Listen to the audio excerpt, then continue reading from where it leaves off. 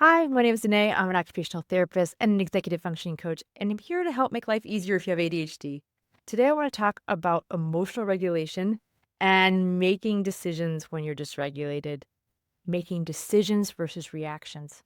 It's a little bit hard to do that because when we're really dysregulated, when we're really elevated in our nervous system, we're not making decisions, we're reacting. I want to start out with a story about when my daughter was quite a bit younger and she was very scared of bees. And we were walking along a road that had some traffic coming, and a bee swooped by her head.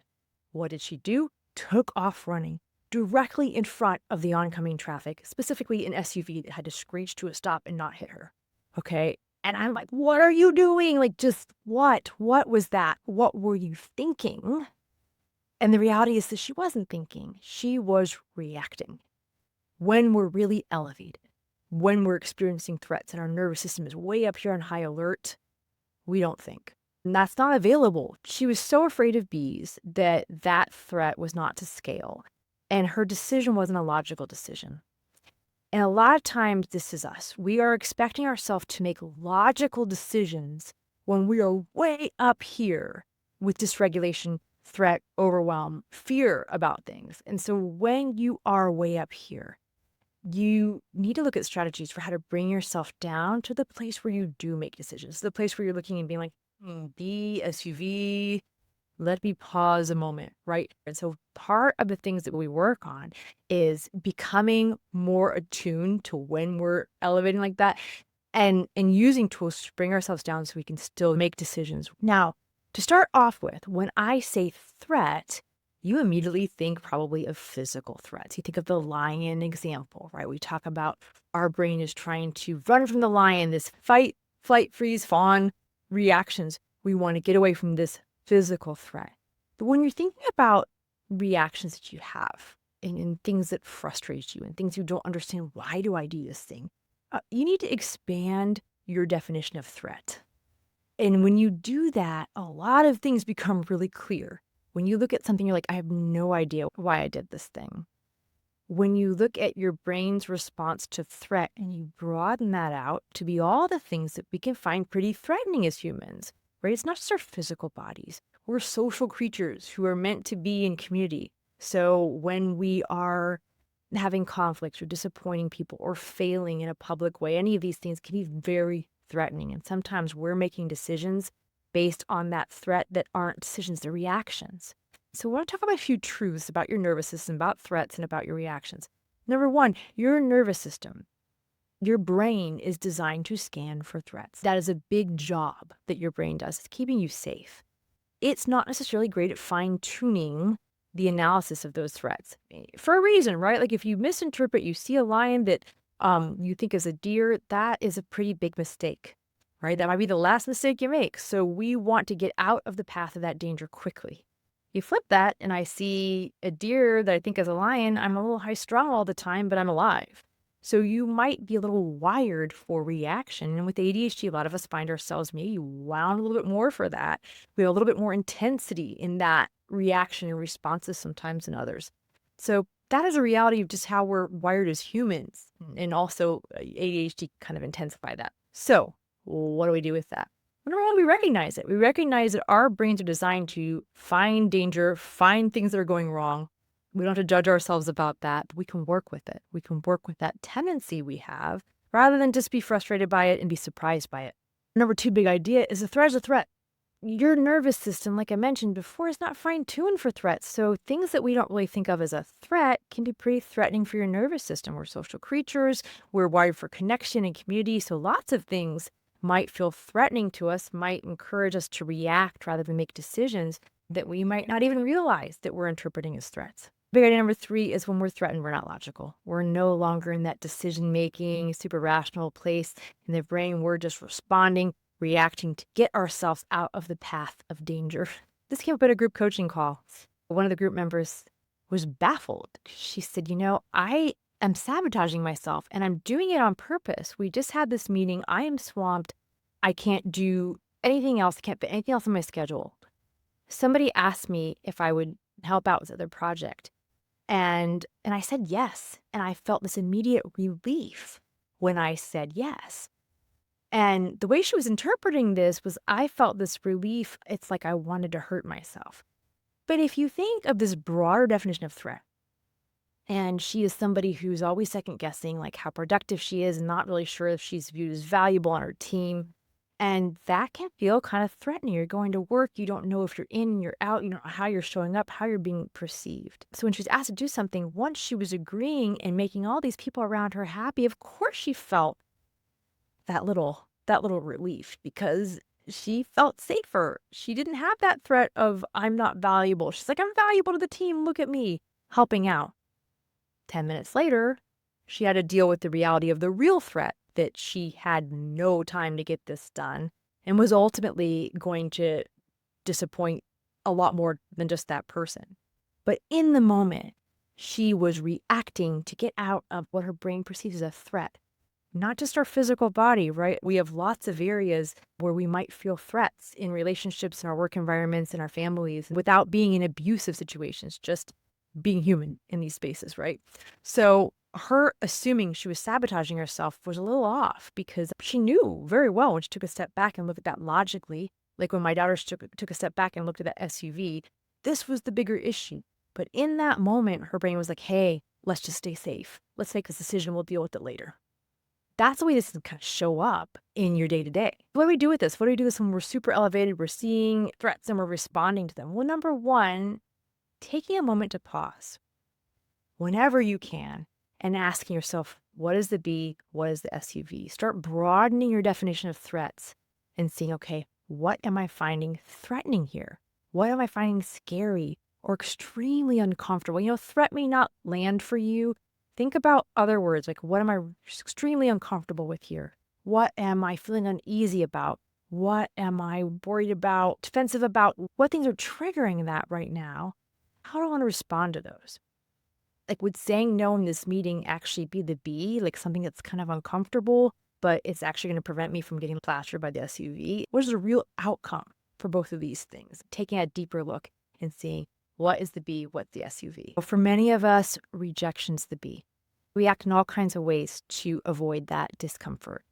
We act in ways that ultimately hurt us more because we're avoiding rejection. For many of us, failure is the B. What do people do with that? I've seen people do all kinds of things like that. There's perfectionism that will run you into the ground, but you're running away from the B. I could fail here, right? So I'm going to actually keep running myself into the ground, ruin my health, ruin my relationships, ruin my balance in life in order to prevent ever failing, right? Which is not a realistic goal, but that's what happens. For some people, confusion is the B. As soon as something gets unclear, they just want to shut it down and they might run from it. So they might really need to ask for help on a step.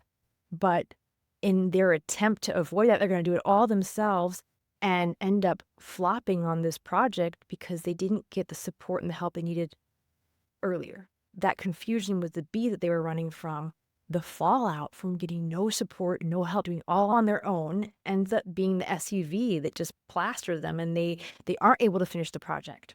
For some people, being overwhelmed is the B, seeing everything at one time. They're in attempt to avoid all of these many pieces. They can't do anything. And that ends up being the SUV where they don't get their work done with huge consequences, right? We're avoiding discomfort, real discomfort. Nobody wants to get stung by a bee, but we're avoiding that and we're ending up with catastrophic impacts sometimes by avoiding the discomfort.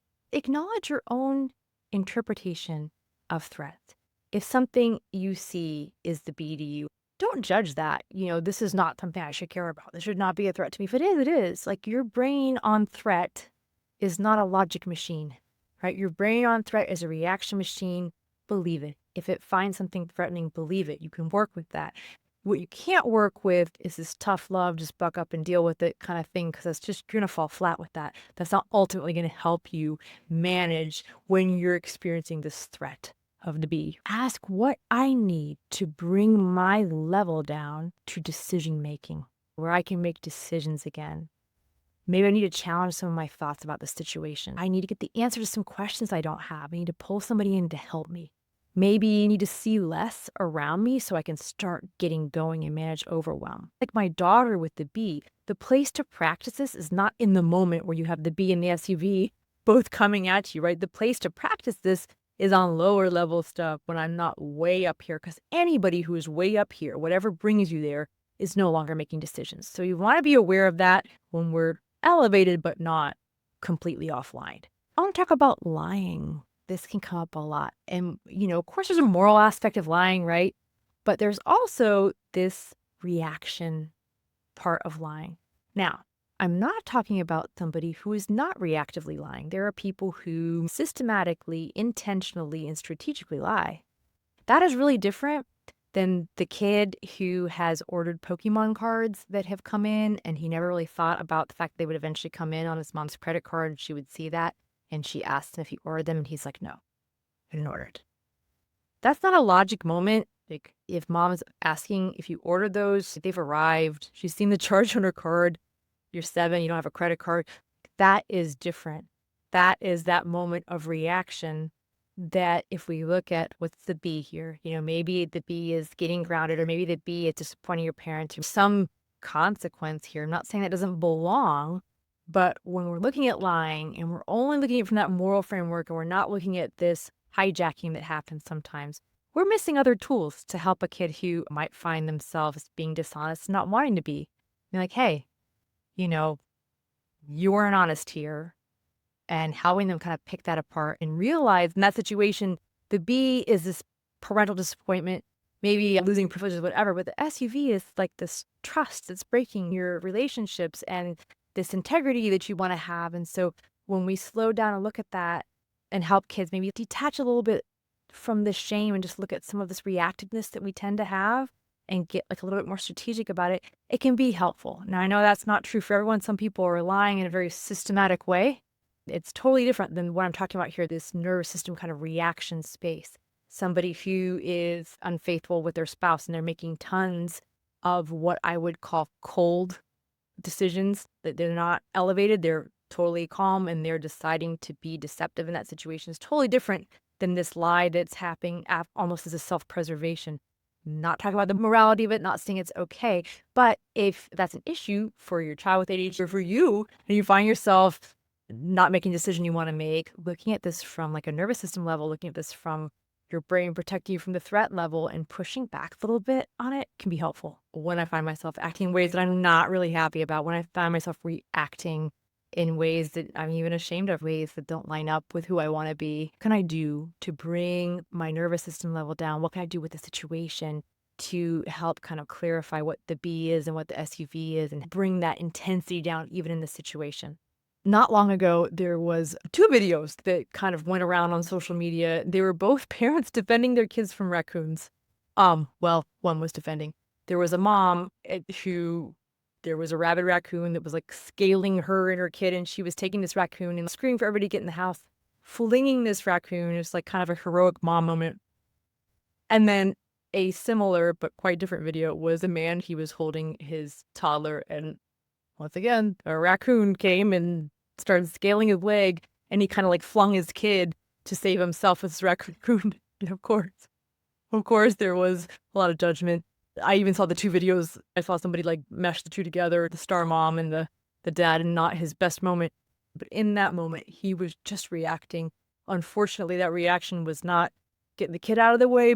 But before we come down with saying this is the most selfish decision, more realistically, we're saying, hey, this is the less than ideal reaction, right? This was not his thinking, deciding. We're going to assume that he would have made a different decision if he had been a little calmer in that moment, if he hadn't felt as threatened. But when you're looking at yourself, use that same self-compassion, right? The goal here is to help you bring that level down so you're making more decisions. So you have a moment to say, me or the kid, right? What's the B in the SUV, and figuring out what you could do to help bring that threat down. I don't know if I have any great advice for you as far as a rabid raccoon goes, but do your best. Thanks for joining me. I'll see you next time.